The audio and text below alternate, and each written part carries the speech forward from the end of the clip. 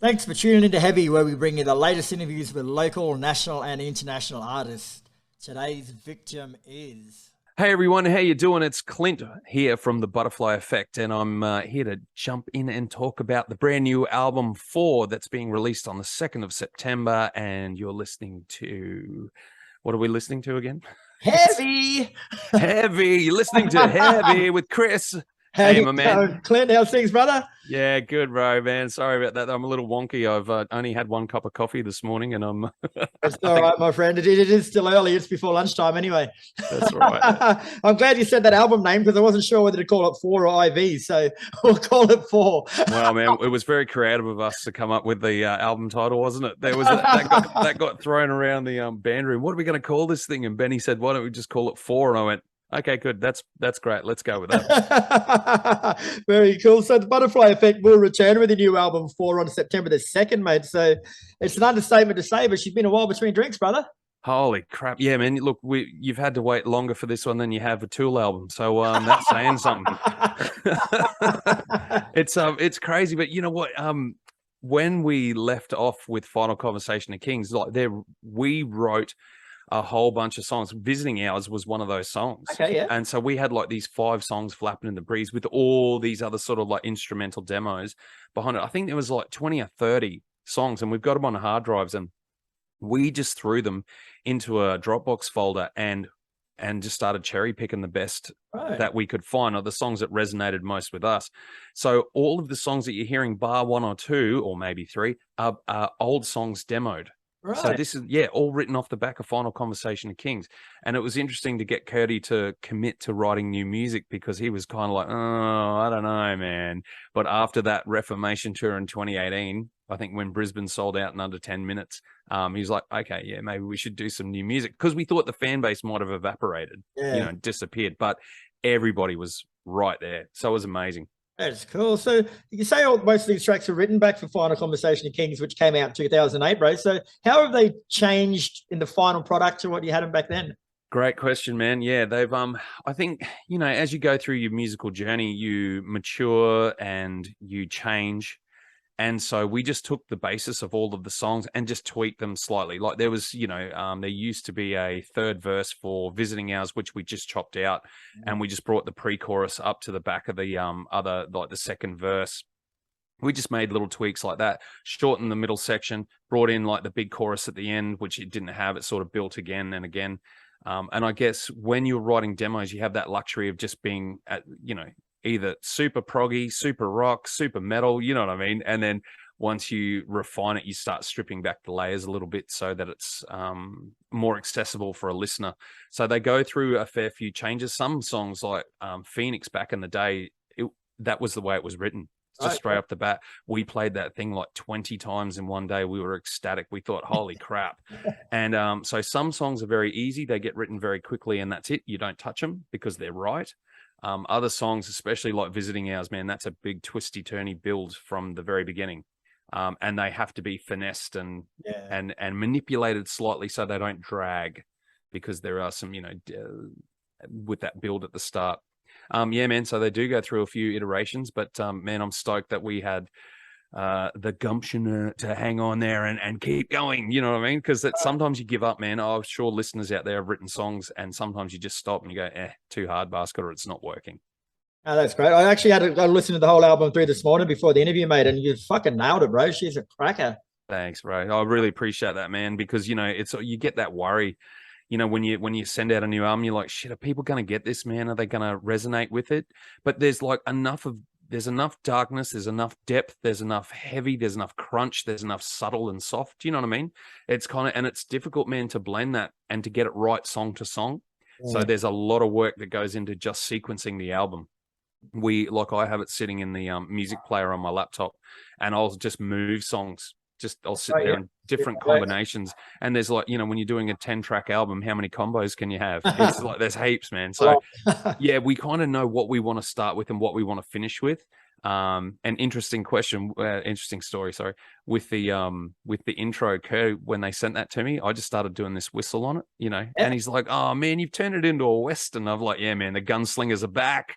and then the bullet came, with the bullet, the artwork, and I thought, oh, it just fits, dude. It's because I really get a sense of like this West world. It's kind of like this dystopian future with this like that's what I get from it anyway. Well, mate, that's perfect because that was actually my next song. Like with the opening and title track, like it's a beautifully smooth instrumental number, and I've got that sounds like a western in parts, and Yeah. I ask if that's what you're going for. So, Well, I think I hijacked the whole vibe of that intro because Curdy was like, "Man, that's not what I was going for." I'm like, "Well, that's what I was going for." So, what's the purpose of having an opening song like that? Because it's an instrumental too. Like the Butterfly Effect is known for your voice.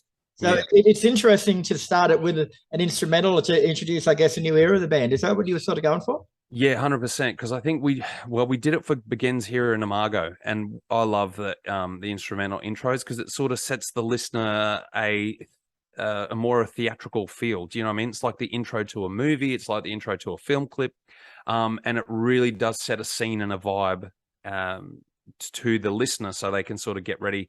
And as when that Dark Light, the first song comes in, it just sort of sweeps in, with that like falsetto-y, floating in over the top. And then you kind of go, okay, cool. And if you've got it up loud enough, and if you're sitting there, you know what I mean, and you're with it, and it takes off, oh man, it's great fun. And that's what we want to do. We always want to prepare the listener for what's coming next. And it's just a theatrical moment. Yeah, that's beautiful. So on the point, man, like the songs on the album, they got a fantastic atmospheric and a moody dynamic with that theatrical element, like to say. So how hard is it for you to create those emotions through music?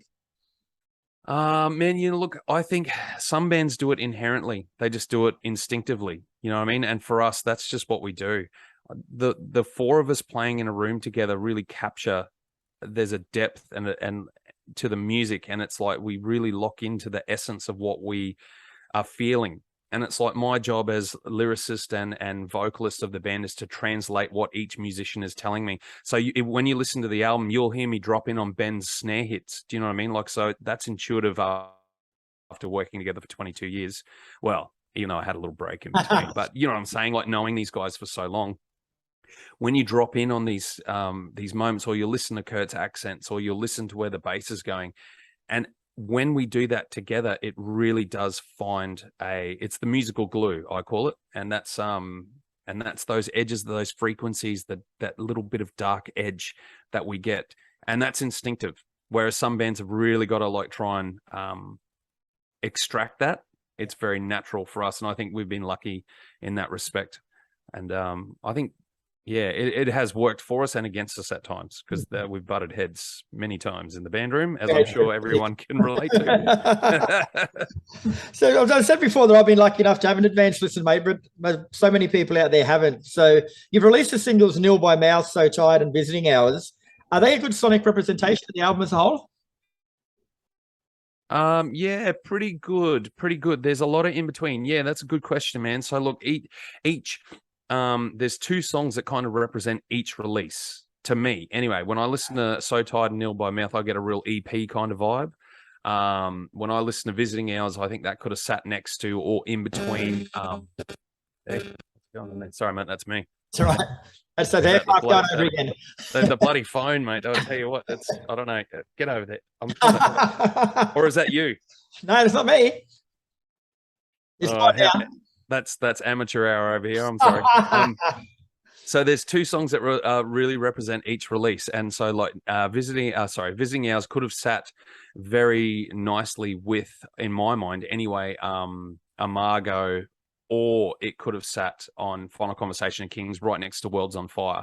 And I said to Benny the other day, I said, man, look, I think we've found a pocket here, and we're tapping into our strength as a band, and I think writing songs like Worlds on Fire and Visiting Hours is really a strength of the Butterfly Effect, and that's kind of what it is becoming more to me, less than the balls out rock and roll, smash up sort of band that we were. And we've become more thoughtful and a little more introspective, and we're writing from that standpoint, and that we're capturing that darkness that that really is inherent in the music. So yeah, man, it's a mixed bag. But I think, yeah, There's songs in between those two, so it's hard to say. So it doesn't encapsulate the whole album, but it certainly represents some of it. That's a good enough answer. Thanks, mate. Now, we won't go into too much detail here, mate, because frankly, it's no one's business but your own. But you initially left the band in 2012. So what changed for you to decide to come back? Man, I think growing up, just maturing, just evolving as humans do. Like really, I reflected on my behavior and what I was doing at the time. The way, yeah, and I think that's all you can do. You know what I mean? If you're not reflecting on yourself at times in your life, then I don't think you grow. And I bumped into Kurt at a Dead Letter Circus acoustic gig in Brisbane in 2017. And we just started talking to each other. I thought enough time had passed. We both had this kind of, I don't know, it was just an ease in chatting, which had never really been there before. And I just thought, man, I'm going to flick that email out there. Man, I wrestled with it for 2 weeks. I did. I was like, I don't know. Be like contacting an old girlfriend kind of thing. You know what I mean? Yeah. Someone like the one that got away, more or less. So anyway, I flicked that email out there. I didn't hear anything back from Kurt for like days. Benny, our drummer, was the first one back within hours, and he said, mate, my bags have been packed. Let's go. And then Glenn fired back and said, mate, I'm keen to do it if you want to do it. And then Kurt said, I will definitely catch up for another meeting, but I'm not committing to anything. And that was the start of it. And then our tour manager, Yogi, just booked us a night out, and we all caught up and had a blinder. And that was the way it went. That's how we all got back together. Wow. But I think enough time had passed that we had let, enough water go under the bridge, so to speak, to find a common ground, which is music. And I just said, look, man, at the very least, can we just go out for one more tour? Just see the fans one more time, just say hi, play the songs we love, and that's it. But after the success of the tour, everyone was like, okay, let's do it. Yeah, that's great. That's great. And it's great. Speaking of tours, man, like you've announced a massive tour which starts in Cairns on September 30 before going extensively through Queensland, New South Wales, Tasmania, Melbourne and Adelaide before finishing in Fremantle on October the 16th. So you don't really miss anywhere, man. You've made it a good one. This one's like a more of a Cap City run. Yeah, we're doing North Queensland and Cap City. Just so everyone out there knows, we're going to be doing we're talking about doing a more regional tour. So if anyone feels like they've been left out or they got to travel a long way, come and see us this time, and we promise we'll try to get to your town or nook of the world at a later date. But also, so everyone knows, there's other music we've already recorded. A bunch of demos for the next release, so there's going to be more music. It's definitely happening, so enjoy this one, and don't worry, you won't have to wait 14 years for the next one. Hell yeah. Well, we'll wind it up pretty quick though, man, because I know you got other things to do. But I saw you guys at Wallapalooza recently, man, and that it was one of the best shows I've seen in a long time, man. Like you guys, you haven't left anything behind. Let's put it that way. Like you're still fucking firing all cylinders, man. It's good to see. Thanks, brother. Yeah, man. I think someone put something in my tea. I was feeling pretty ramped up that night, I must say. No, I was feeling really good, man. It's great to be back, and I think to get Wallapalooza out there after the shit show that getting it with the floods and then COVID and all the rest, it was just great to be there, and I think everyone was feeling that vibe. So, man, I really appreciate your kind words. Thank you. No worries, brother. I'll be catching up with you on the Brisbane leg of the show anyway, so hopefully we get to catch up and have a beer. Awesome, mate. I look forward to it very much. And thanks for your time today, bro. My absolute pleasure, mate. And 4 comes out on September the 2nd. And as we said a couple of times, she's a fucking brilliant album, guys. So pre-order your copies now.